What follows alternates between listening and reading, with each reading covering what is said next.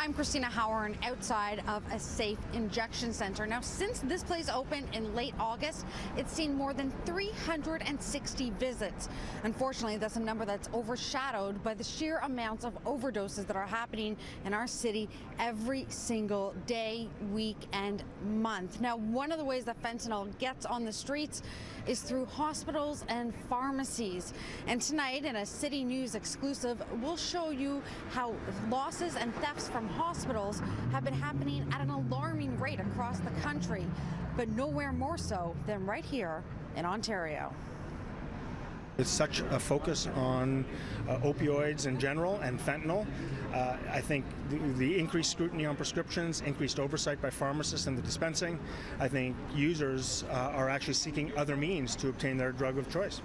Alan Malik with the Ontario Pharmacists Association is reacting to revelations that Ontario hospitals are losing fentanyl at an alarming rate.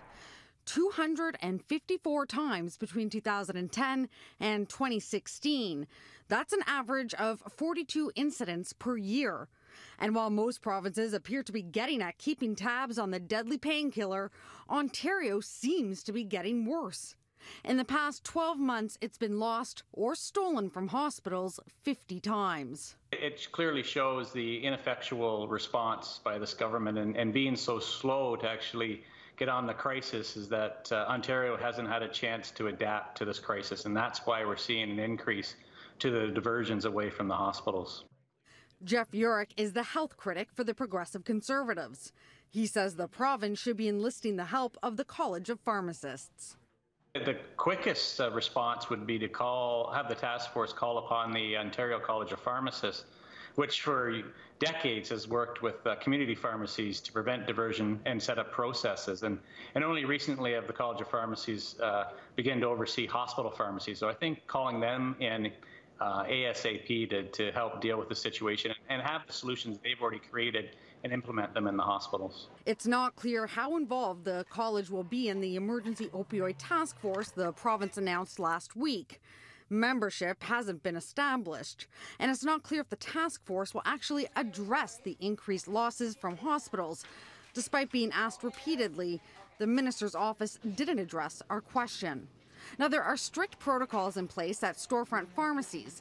Patch-for-patch legislation requires that used fentanyl patches are returned before new ones are dispensed. It's a practice that wouldn't necessarily work in a hospital where injectable fentanyl is also used. But Malik says healthcare providers have to do a better job at keeping tabs on the potent drug.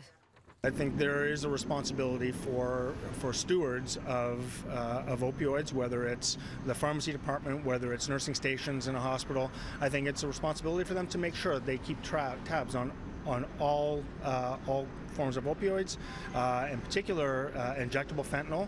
I think we have to do our very best to ensure that these products do not end up in the wrong hands. Under federal legislation, healthcare providers have to report any losses or thefts of the drugs to the federal Minister of Health within 10 days.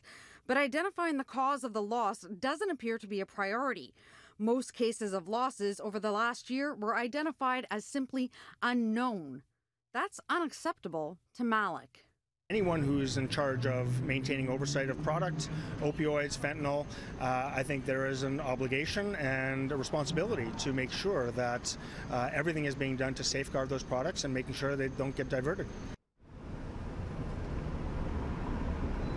Head to citynews.ca where we break down the numbers and show you which provinces appear to be improving their practices and which ones seem to be faltering.